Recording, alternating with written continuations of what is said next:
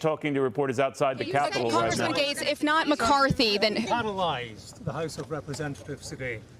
To whose benefit? People have called you a narcissist. People say that it's to your benefit alone. Is it to the benefit of you and to Donald Trump? It's the benefit of this country that we have a better Speaker of the House than Kevin McCarthy. Kevin McCarthy couldn't keep his word. He made an agreement in January regarding the way Washington would work, and he violated that agreement. We are $33 trillion in debt. We are facing $2.2 trillion annual deficits. We face a de-dollarization globally that will crush Americans, working-class Americans. Kevin McCarthy is a feature of the swamp. He has risen to power by collecting special interest money and redistributing that money in exchange for favors. We are breaking the fever now, and we should elect a speaker who's better. so if not Kevin McCarthy, then who? Then who? You said last night that Steve Scalise was a name that you floated to potentially be Speaker. Where do things stand right now? If not McCarthy, then who? Well, you know, the stages of grief, I think, are in progress right now with some of my colleagues. I think there was a stage of denial, and I've certainly experienced a good amount of their anger, and now we appear to be headed toward bargaining. I think the world of Steve Scalise. I think he'd make a phenomenal speaker. We've got less than 45.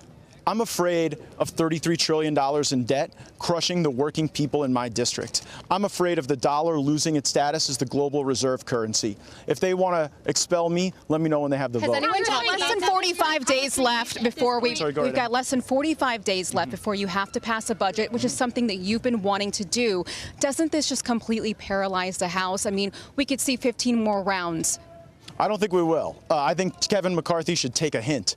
After 15 ballots to become Speaker, after 8 months of a failed speakership, and after removal in this historic manner, I think we should move on and find somebody else. What's paralyzed the House of Representatives has been the failure of Speaker McCarthy. What paralyzed the House of Representatives was not taking up appropriations bills. We left for a 6-week vacation while the appropriations process hung in the balance. And because I forced these people to take a few votes, you think I'm paralyzing the House of Representatives? I think the House of Representatives has been paralyzed for the last several decades as we've refused to pass a budget and as we've governed by continuing resolution and omnibus bill. So I think that this represents the ripping off of the Band-Aid, and that's what we need to do to get back on track. How do you pass anything if 200 Republicans? How do you pass anything? What do you say to your colleagues who argue you don't have another name right now? You don't have someone else who could get 218 votes. What do you tell those colleagues? Well, I would tell them that for certain Kevin McCarthy can't get 218 votes, so let's try the next person. How do you pass something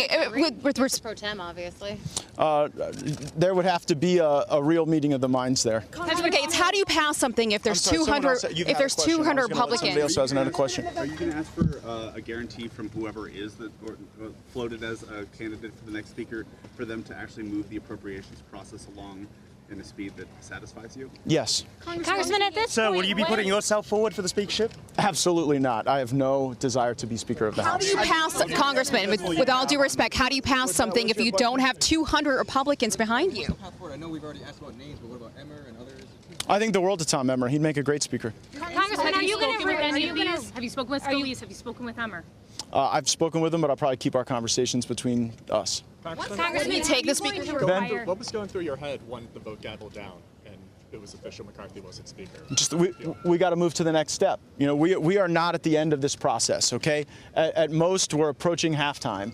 We've got to be able to assemble a governing coalition. We have to build from a place of trust. The reason Kevin McCarthy went down today is because nobody trusts Kevin McCarthy. Kevin McCarthy has made multiple contradictory promises, and when they all came due, he lost votes of people who maybe don't even ideologically agree with me on everything. Take, for example, my colleague from South Carolina, Ms. Mace. She has different views than I do on a variety of subjects, but what we had in common, Kevin McCarthy lied to all of us. Congressman, hold on a second.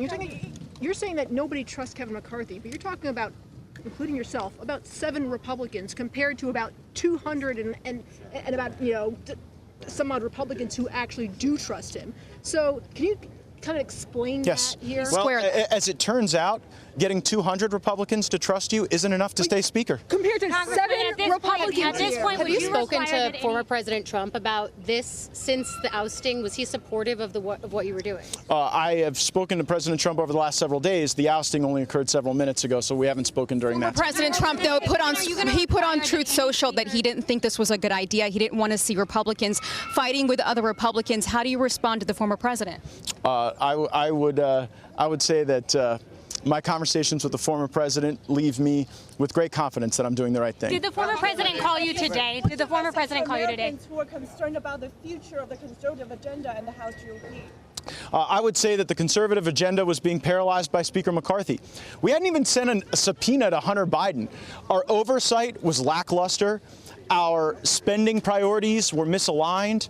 The top-line budget was going to lead to more inflation, more debt, more challenges. So the best way to advance the conservative agenda is to move forward with a new speaker. What is the end game? Are you going to require that any future speaker elected allows the motion to vacate to stay at a one-person threshold? Yes. Congressman Gaetz, Considering that Steve Scalise votes in line with Speaker McCarthy most of the time, why should he want the job after this just happened? Well, that's a question for him, I guess, not me. He said he's uninterested. He's already said he's I haven't heard him say that. No, he's already. What has he said to you? Well, here's what I would say. Here's what I say. I think a lot of members are going to reflect on their thinking after this historic moment. I think anything that people have said before the McCarthy ouster is probably bearing less weight than the way people may be thinking about these questions after the McCarthy ouster. What is the end game? Comments about Steve Scalise yesterday and today. Will you yourself nominate Steve Scalise for Speaker of the House? Maybe. I want to hear from him. I mean, I'm not here to make a judgment on where Mr. Scalise stands with his rehabilitation and recovery.